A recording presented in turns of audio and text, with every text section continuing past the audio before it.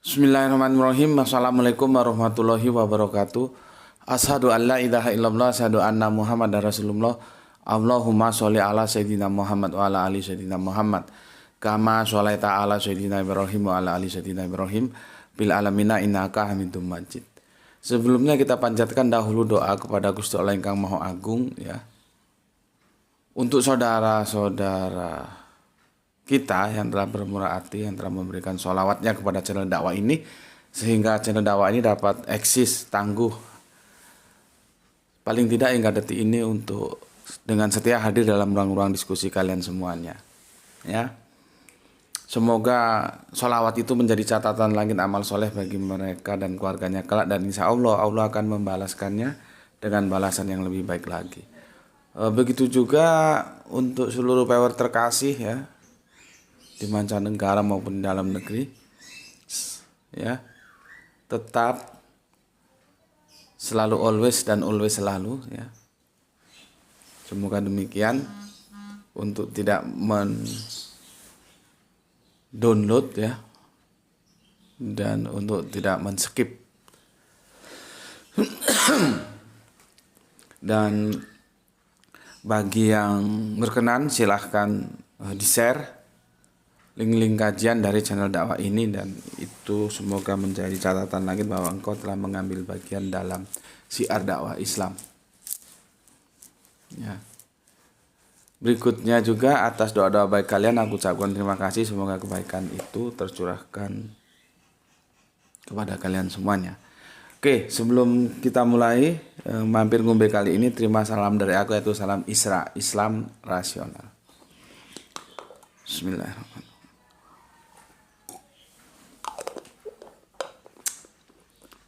Tajuk mampir ngombe kita kali ini tentang sholat ya, tentang sholat menyesuaikan dengan komen yang masuk dari saudara kita. Sebagai bentuk apresiasiku ya, aku bacakan komen-komen kalian yang masuk dari mampir ngombe yang kemarin. Pertama dari Kang Nurkolis ya, Brebes, hadir ngaji, salam baru dan salam Islam rasional guru. Oke, matur thank you. Kemudian Kang Ikhwan Tamim ya, Tangerang, menyimak Gus, salam Isra, semoga keberkahan diturun Allah untuk kita semua, amin. Berikutnya Dimas, Situ Dimas, alhamdulillah Makassar, hadir nyimak walau ada kesibukan tetap menyimak kajian Tuan Guru. Oke, terima kasih. Ini ada namanya bagus banget, Nabil Al-Ghazali, Kang Mas Nabil Al-Ghazali. Assalamualaikum Gus. Waalaikumsalam. Alhamdulillah, terima kasih telah memberikan penjelasan yang sangat mencerahkan surat 9 ayat 107 sampai 108. Ini tentang apa ya? Tentang kajian tentang diror kemarin ya. Maaf dari komentar saya yang singkat-singkat, saya pendatang baru di channel ini atas dari rekomendasi teman saya yang pernah berkunjung ke channel ini. Salam dari desa Seilimbat, kecamatan Selesai, Kabupaten Langkat. Oh, berarti Sumatera Utara ya. Dari Siantar naik lagi itu ya, Sumatera Utara. Oke, terima kasih untuk Kang Mas Nabil Al-Ghazali. Salam untuk semua keluarga yang ada di Langkat, semoga sehat selalu. Sebagai pendatang baru aku ucapkan selamat datang, dan kita juga semua di sini mengucapkan saudara baru kita yaitu Kang Mas Nabil Al-Ghazali, semoga betah di channel ini. Ya, terima kasih. Beliaunya dapat rekomendasi dari temannya. Maka dari itu aku minta kalian juga untuk merekomendasi teman-temannya ya.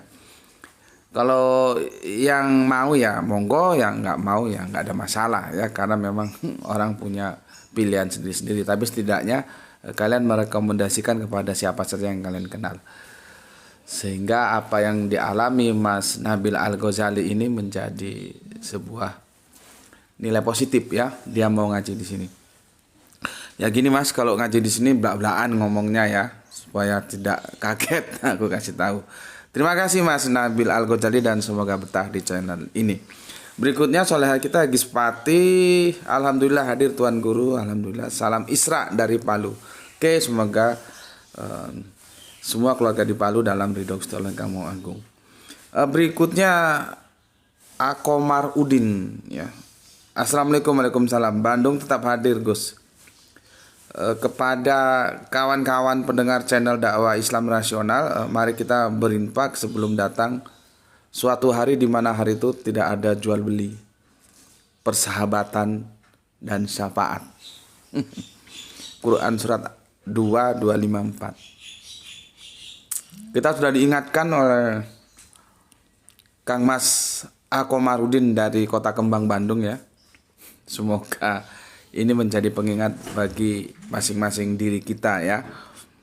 Jadi supaya ingat suatu hari di mana pada hari itu tidak ada lagi jual beli. Ya, nggak ada jual beli. Kita belum pernah mengkaji ya bahwa Allah itu mengajak kita melakukan tijaroh. Tijaroh itu jual beli. Jadi Allah membeli dari kita. Ya. Apa yang dibeli tentunya apa yang kita jual. Ya. Itu menarik juga kajian itu ya. Sehingga Kang Mas Akomarudin, hati-hati loh. Di saat nanti sudah tidak ada jual beli lagi. Ya. Oke, terima kasih Kang Mas Akomarudin telah mengingatkan kita bersama ya. Artinya apa? Waktu. Hati-hati terhadap waktu. Mumpung masih bisa melakukan hubungan jual beli kepada Allah, lakukanlah ya. Karena kalau sudah sampai waktunya tidak ada lagi jual beli, apapun yang kamu jual nggak akan dibeli. Oke. Kang Mas Edi Margono yang punya Jogja ya. Allah menciptakan segala sesuatu berpasangan ya. Sekilas tampak bertentangan tapi hakikatnya berpasangan, bukan untuk dipertandingkan tetapi untuk dipersandingkan. Seperti siang malam, laki perempuan, ganjil genap, ikhtiar dan tawakal, langit bumi. Ingin badan segar makanya jalannya ya olahraga atau tidur. Syariat pasangan tarikat. Angka 19 bilangan prima dilambangkan dengan basmalah. Pasangannya adalah angka 24 bilangan genap. Mudah dibagi yang dilambangkan dengan doa ta'awudz ya. Dua hal yang tampak bertentangan tersebut harus dijaga keseimbangannya. Matur nuwun untuk Kang Mas Edi Margono. Sepertinya sudah pernah belajar kelipatan 19 ini. Makanya Al-Quran itu terjaga ya. Nggak bisa disembarangin, ketahuan nanti. Seperti Kang Mas Edi Margono ini yang sudah belajar kelipatan 19 tahu dia. Oke. Terima kasih Kang Mas Edi Margono yang di Jogja. Kemudian Kang Mas Halim Rais. Assalamualaikum, waalaikumsalam warahmatullahi wabarakatuh. Yang ada di Ambon. Salam Isra, Islam Rasional. Izin ngaji Tuan Guru. Oke, monggo silahkan. Kemudian sorry Muhammad Irsad. Kang Mas Muhammad Irsad. Lali aku di sini nggak disebutkan dari mana asalnya. Assalamualaikum Gus, kehebatan Amerika di perang Vietnam hanya dalam film Rambo. Saya jadi teringat dialognya ketika Rambo dan komandannya dikelilingi oleh serdadu Uni Soviet dan Vietnam. Komandannya bertanya, apa rencanamu Rambo? Kita gabung mereka, jawab komandannya tersenyum pahit. Keadaan sudah gawat kau masih bercanda. Ya, itulah faktanya ya. Jadi sesuatu yang menarik. Makanya kalau nonton film-film itu hati-hati ya. Amerika itu bisa kita bikin highlight atau garis bawahi. Sesuatu yang tidak bisa atau belum bisa mereka aktualisasikan dalam dunia nyata, mereka bawa ke film. Jadi kalau nonton film-film produk Amerika itu justru itu biasanya itu yang belum menjadi kenyataan. Contohnya, faktanya kalah di perang Vietnam. Maka dia berusaha meraih kemenangan dan sebelum karena itu nggak bisa diraih atau belum teraih maka diaktualisasikan dalam film gitu ya. Jadi hal-hal demikian itu harus diperhatikan kalau kalian otaknya itu cerdas, ngerti oh ini begini behind screen-nya itu ya yang nggak disebutkan sih, tapi rata-rata sesuatu yang belum bisa diraih dalam dunia nyata mereka aktualisasikan di dunia maya dalam bentuk film. Oke, terima kasih Kang Muhammad Irsad. Irfan Al Akbar, ini jagoan kita nih, ya, Kang Mas Irfan Al Akbar. jago bendungan. Cerita dari Maha Guru Imam Malik versus mahasiswa Imam Syafi'i yang akan terkenang sepanjang masa. Kisah akan sebuah perbedaan sudut pandang namun terbukti keduanya sama-sama benar. Sungguh indah cerita tersebut dan Maha Kuasa Allah telah memberikan contoh kasus yang nyata bahwa perbedaan di antara kamu adalah rahmat. Tak ada yang salah, tak ada yang perlu ngotot mau menang sendiri dan menyalahkan orang lain. Keduanya menikmati anggur itu dengan sukacita dan tertawa bersama. Masih ikut mampir ngombe dari Kerinci Jambi. Oke, matur thank you. Berikutnya Soleha kita Penti Wijaya Jakarta. Oke, terima kasih. Pernah jadi kurir Palembang. Assalamualaikum, waalaikumsalam. Oke, terima kasih. Oh, dia nontonnya di malam hari justru ya. Padahal mampir ngombe itu di pagi hari. Oke, no problem. Terima kasih untuk saudaraku Wong Kito Galoh yang ada di Palembang ya. Wong Kito Galoh. Palembang itu kerupuknya itu enak itu yang bundar-bundar segini. Kerupuk apa namanya? Kerupuk ikan ya. Terima kasih yang pernah jadi kurir. Berikutnya Wahyu 72. Assalamualaikum, waalaikumsalam. Kang Mas Wahyu ada di Brebes ikut menyimak salam Isra Islam Rasional. Oke, matur nuwun. Kemudian soleha kita Ayesa. Assalamualaikum warahmatullahi wabarakatuh. Waalaikumsalam untuk soleha kita Ayesa yang ada di Surabaya. Hermas Edison 3 jempol. Kainko memang memberi contoh itu lebih baik levelnya dari sekedar kata-kata. Mantap Gus, saya setuju. Oke, matur thank you. Salam untuk keluarga di Borneo ya. Rizal Wahyu Rembang selalu hadir. Matur nuwun Kang Mas Rizal Wahyu. Sahran Gipari menyimak menjelang Jumatan. Oh, mantap. biasanya setelah sekian jam ini enggak menjelang Jumatan dia bilang. Tapi enggak tahu level dia itu masih Jumatan meninggalkan sholat duhur apa sudah Jumatan ya sholat duhur, enggak tahu ya. El Diablo hadir Gus. Oke, matur nuwun. Nyimak Gus Mas Didi. Oke, Empu 99 hadir Gus. Oke, terima kasih. Aku sudah bacakan semua sebagai wujud apresiasiku kepadamu. Maka sekarang kita fokus yang menjadi tajuk kita adalah komentar dari saudara kita dari Semarang yaitu Kang Mas Aditya Mahardika.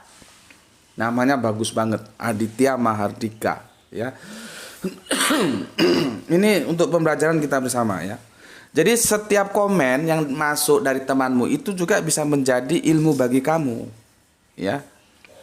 Ya, jadi harus diperhatikan juga. Nah, seperti ini, Kang Mas Aditya Mahardika ya menyampaikan komentarnya.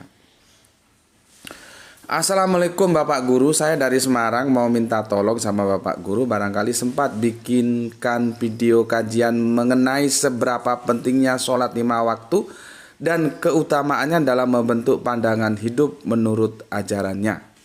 Oke, sekarang aku penuhi ya. Kita bikin videonya ini ya.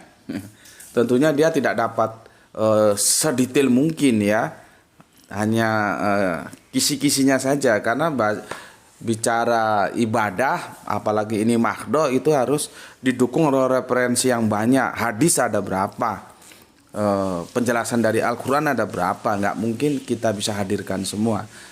Tapi paling tidak aku akan menawarkan kerangka berpikir sehingga kamu tahu roadmap, tahu peta jalan sebagaimana pentingnya sholat itu. Ya, oke. Karena saya punya bapak yang basicnya ikut kajian, ada yang meningkat QMSR, ada yang meningkat AMSR. Ya, aku sudah tanyakan ternyata boleh. Quran boleh, disebut Al-Quran juga boleh. Ya, dari tinjauan linguistiknya begitu. Jadi kalau QMSR Quran menurut Sunnah Rasul, kalau AMSR Al-Quran menurut Sunnah Rasul, gitu aja bedanya ya. Tapi sama, aku sudah pernah tanyakan itu dari tinjauan bahasa itu sama-sama boleh. Jadi yang perlu aku tanggapi ini bapakmu ya, terkait dengan sholat dan menuntut ilmu. Jadi jangan orang menuntut ilmu tanpa keblinger nggak sholat, ini nggak beres ini. Ya, nggak beres. Oke, karena saya punya bapak basicnya ikut kajian Quran menurut Sunnah Rasul. Beliau belum mau mendirikan sholat 5 waktu dengan alasan masih ratil. atau pada tahap persiapan supaya saat beliau mendirikan sholat itu sudah benar-benar siap, patuh dan berpandangan hidup menurut ajarannya, karena setiap bacaan yang dibacakan dalam sholat itu berisi tentang perjanjian dan mau patuh terhadap ajarannya. Beliau juga mengutip Quran surat Al-Ankabut 45 dan Quran surat Al-Maun 4-5. Dan setiap saya tanya teman-teman bapak saya yang ikut kajian Quran menurut Sunnah Rasul, mereka juga menjawab seperti itu, ya. Dan mereka belum mau mendirikan sholat sampai saat ini. Saya sendiri juga ikut kajian Quran menurut Sunnah Rasul, tapi materi yang saya kaji masih jauh di bawah bapak saya. Jadi saya belum bisa banyak berargumen dengan beliau mengenai keutamaan sholat 5 waktu. Alhamdulillah saya sendiri masih meyakinkan diri untuk tetap mendirikan sholat 5 waktu. Besar harapan saya kepada bapak saya supaya mau mendirikan sholat 5 waktu. Matur sembah nuwun Bapak Guru, barangkali sempat menjawab komentarnya. Oke, saya sempatkan. Perhatikan dulu, aku jelaskan pelan-pelan ya. Aku itu belajar itu kemana-mana. Ada sekian guru Al-Quranku dan aku sudah pernah ceritakan ya. Tapi guruku tetap guruku, aku tetaplah aku. Aku tidak mau diwarnai oleh guruku. Jadi guruku tetap guruku, aku tetaplah aku. Maka begitu juga ketika aku memberikan kajian kepada kalian, aku selalu ngomong, kalian jangan menjadi aku. Kalian jadilah diri kalian sendiri. Di sini kalian hanya mengambil pengetahuan, setelah itu gunakan untuk kamu membentuk dirimu sendiri dalam sebuah sikap keberagamaanmu. Ya, jadi aku begitu. Aku tidak mau dibentuk dan aku tidak akan membentuk juga. Guruku itu sebatas memberikan informasi ke aku, nanti aku yang menentukan, eksekutornya aku, karena aku yang akan melakukan. Jadi kalau sudah begitu, yang dikedepankan apa? Ya rasio. Lagi-lagi rasio, nggak bisa nggak. Ya, kita ikut satu kelompok kajian, otak digunakan. Ini kira-kira benar nggak ini? Itu. Kalau nggak benar untuk apa? Atau kalau kamu mau bersilancar, nggak benernya 10, benarnya 90. Kamu tetap ngaji di situ nggak apa-apa. Kamu ambil yang 90, yang 10 kamu tolak. Boleh juga. Tergantung bagaimana ketangguhan kita dalam berinteraksi dalam sebuah kelompok kajian. Gitu. Jadi aku nggak bisa didikte begini ini, nggak bisa. Aku bilang sama guruku jangan didogma, mesti aku tolak. Jelaskan kalau rasionalnya masuk aku terima, walaupun tanpa disuruh pasti aku terima. Gitu. Ya. Sekali lagi, maka guruku bukan aku dan aku bukan guruku. Guruku itu sebatas memberikan informasi saja. Ya. Yang kedua, logik, rasio harus tetap digunakan. Ini kelompok ini beres enggak ini? Makanya kan kembali logik yang digunakan, rasio gitu, ya.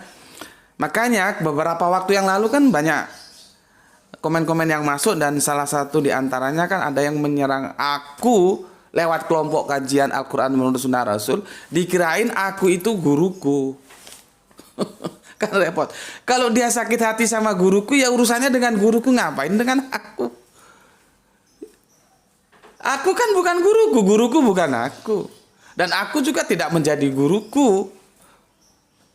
Dia sepertinya sakit hati sama guruku, tapi sasarannya ke aku, yang dibilang sesat lah, yang dibilang antek Yahudi lah, yang dibilang segala macam itu. Awalnya sih aku kasih penjelasan, tapi setelah aku lihat, oh ini orang yang nggak mau mendengar penjelasan, ya sudah aku biarkan. Dan aku tidak pernah skip komentarnya. Ini kalau teman-teman yang senior power di sini mereka tahu itu. Dan akhirnya dia cabut. Ya. Akhirnya ya seperti radio itu kalau baterainya sudah habis diam sendiri gitu. Dan aku tidak pernah skip. Aku tidak pernah delete komentar dia di situ supaya menjadi pembelajaran bersama. Kan dia salah sasaran ketika dia ada masalah pribadi dengan guruku, kok itu ditembakkan ke aku. Dia kira aku ini guruku, bukan. Guruku bukan aku dan aku bukan guruku. Aku membentuk diriku sendiri. Dari sekian banyak guru itu aku serap semua, kemudian aku membentuk warna tersendiri. Begitu. Ya. Begitu itu rasio itu memegang teguh peranannya.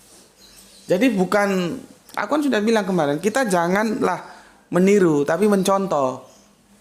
Jadi kita tahu kenapa begini, kenapa kita tanya argumentasinya di mana,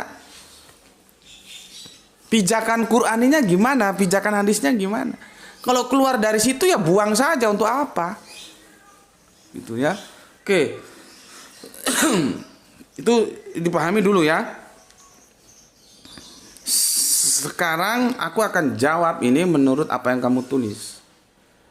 Ya, jadi bapakmu itu tidak mau sholat karena masih dalam tahapan persiapan ya, masih ratil atau persiapan, kan begitu.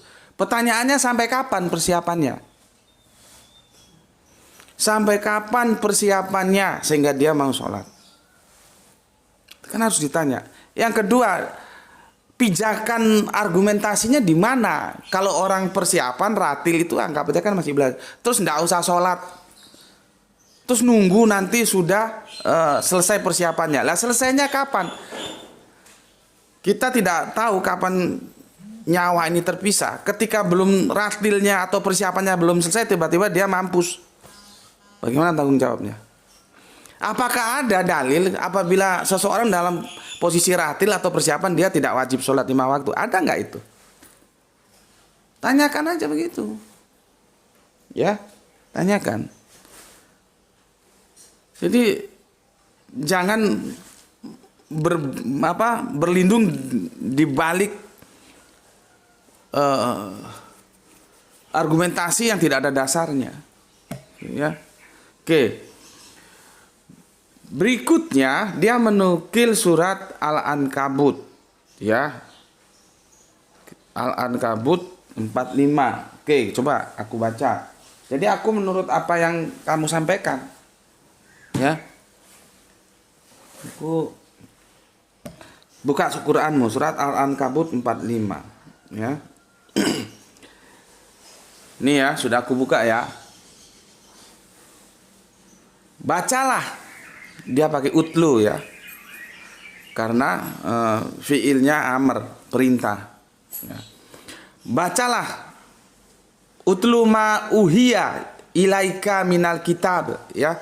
Bacalah kitab, maksudnya Al-Quran yang telah diwahyukan kepadamu, maksudnya domirnya ke Kanjeng Nabi Muhammad, tentunya sekarang ke kita ya. Dan laksanakan sholat. Sesungguhnya sholat itu mencegah dari perbuatan keji dan mungkar. Dan ketahuilah, mengingat Allah dalam kurung sholat itu lebih besar keutamaannya. Ya, Allah mengetahui apa yang kamu kerjakan. Begitu. Tidak ada penjelasan, you kalau ratil atau persiapan lu kagak wajib sholat. Nggak ada tuh. Yang ada justru di sini perintah melaksanakan sholat. Terus apa yang mau diambil dari ayat ini, dari ayat 45 dari surat Al-Ankabut, surat yang ke-9, untuk dia tidak sholat karena dengan alasan masih ratil atau persiapan? Nggak bisa, nggak ada di sini. Ya. Terus berikutnya kamu nukil surat Al-Maun, surat yang ke-107. Ya. 100. Kamu di situ dulu tuh, Bapak masih perlu ya. Duduk situ. Jangan pergi. Pada waktu aku butuh kamu nggak ada, aku marah nanti. 107. Ya. 107 ayat 4 sampai 5. Ya. Ayat 4. Maka celakalah orang yang sholat, yaitu orang-orang yang lalai terhadap sholatnya. Ya, ini kan aku mengikuti terjemahan Depak, oke lah seperti ini. Kalau aku kan tidak begini, ini kan pernah kita kaji. waktu kita membahas tentang solawat solu mendukung, tapi di sini diterjemahkan sholat dipahami seperti sholat begitu, ya sudahlah nggak apa-apa, itu kita abaikan dulu ya. Oke, apa yang bisa kita nukil di sini? Celakalah orang yang sholat. Orang sholat aja celaka, apalagi nggak sholat. Orang sholat itu celaka yang bagaimana? Yang lalai terhadap sholatnya. Itu loh. Apalagi bapakmu nggak sholat, orang sholat aja celaka kok. Supaya nggak celaka, sholatnya sholat yang bagaimana? Sholat yang itu diaplikasikan, yang dia sehingga tidak dikatakan dia sholat tapi lalai terhadap sholatnya. Ada sini yang digunakan untuk bisa diambil sebuah argumentasi. Oh, apabila you dalam posisi ratil, dalam posisi persiapan, you kagak sholat, kagak ape-ape. Ada di sini? Kan nggak ada. Terus apa alasan bapakmu tuh nggak mau sholat? Ya, apa alasannya? Nah, ini sebelum itu persiapan mau sekolah, ya, ada tugas dia. Ini aku tunjukkan. Ya, aku kan punya kelompok WA ya, studi Al-Quran menurut Sunnah Rasul. Coba aku share ke teman-teman. Ternyata jawabannya itu tidak seperti apa yang bapakmu sampaikan gitu loh. Aku juga heran, bapakmu kok bisa keblangsak gitu. Ya, nggak tahu aku. Nah ini, tuh mana tuh, bapak jelaskan ke situ biar jelas.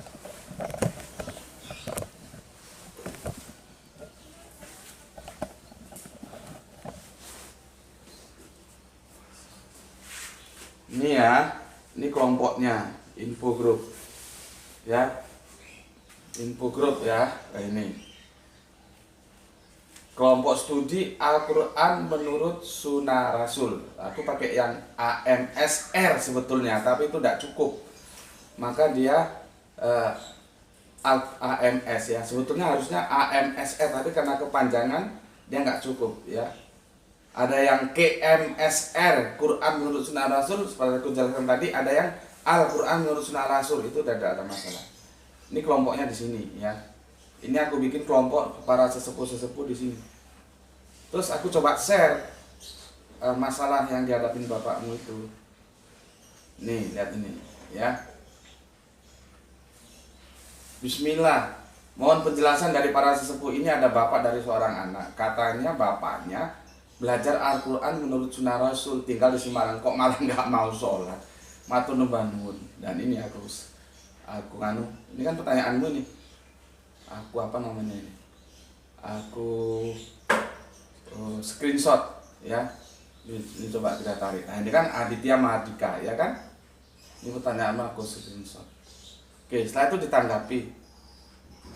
Dan supaya ini objektif. Nah begini. Ini dari Kang Mas Anas Purwosari. Waduh, berpikir ekstrim, jadi ingat diriku dahulu. Jadi pikiran itu ekstrim dan salah. Dan dulu memang ada yang salah, tapi tidak berlanjut lama. Artinya ya tetap aja sholat. Terus ini ada komentar lagi gini. Dia terputus dengan kuliah pada materi Al-Quran, satu pilihan ilmu mungkin.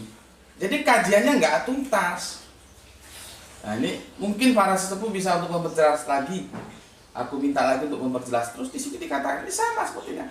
Manusia jika sudah akal balik, paham ilmunya, diwajibkan sholat 5 waktu, pembinaan dari 1 hari 1 malam 5 kali, bla bla bla subur semuanya. Gitu. Ini ya, lihat ini kelompok studi ya Al-Quran menurut Sunnah Rasul. Itu tanggapannya. Ya. Jadi aku nggak tahu bapakmu itu kok bisa gitu itu gimana ya. Makanya belajar itu yang mengedepankan rasio gitu loh. Ya.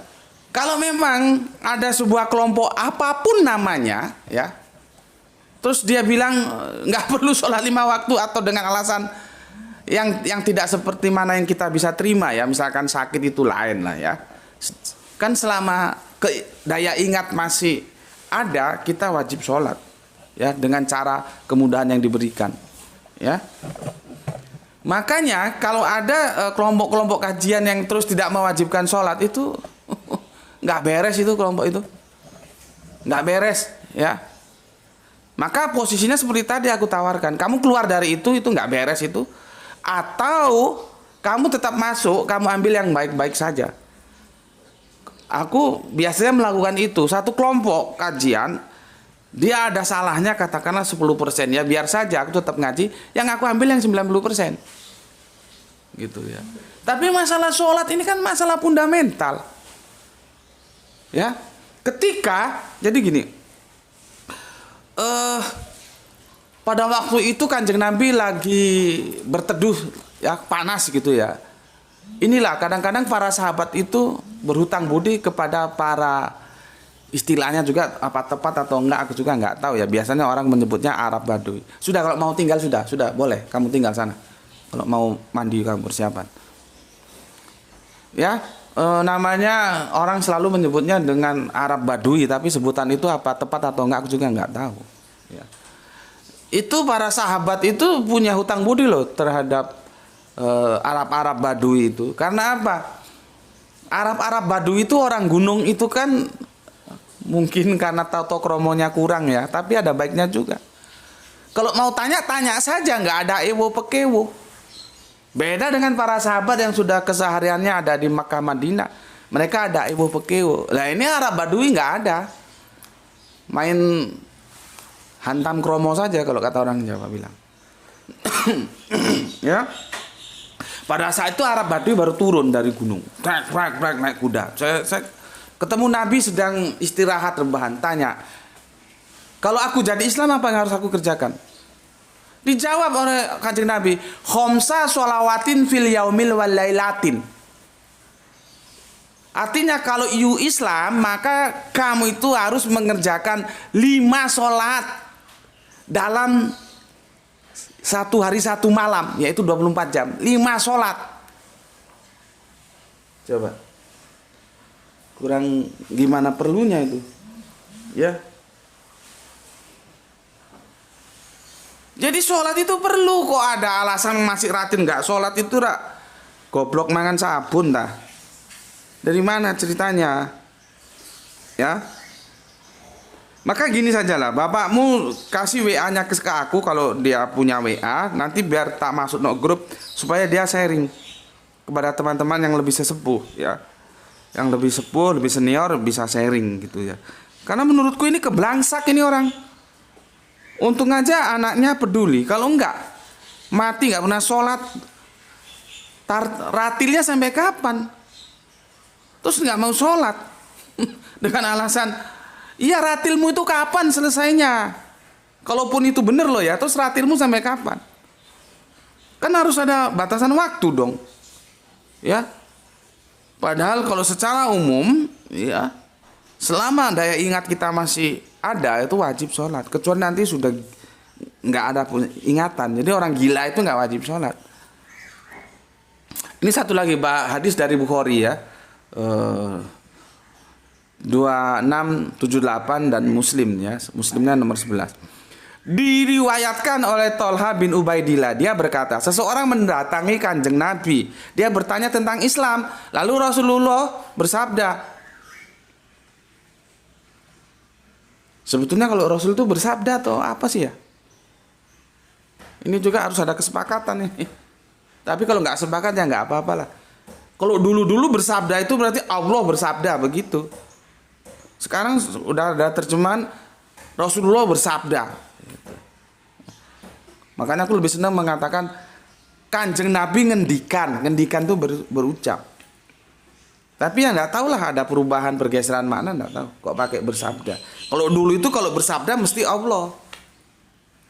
Sekarang Rasul pun bersabda. Ya nggak tahu tata bahasanya gimana ini. Sholat 5 waktu sehari semalam. Nah, Ketika ditanya kan, sholat lima waktu, pria itu bertanya, apakah saya diwajibkan sholat lain selain itu?